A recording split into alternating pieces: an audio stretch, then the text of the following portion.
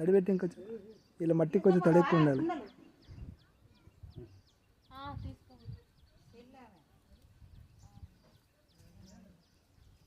తడి పెట్టి కొంచెం ఇలా మట్టికి తడి పడుతుంది. నేర్చుకుంటున్నావా? మావే చేస్తుండా? తడి పెట్టి ఇలా మట్టికి కొంచెం తడి ఎక్కువ పడుతుంది. ఎక్కువ ఉంది. నేను చెప్పానా ఈ లంచ్ మా లంచ్ తేడా ఉంటుందని.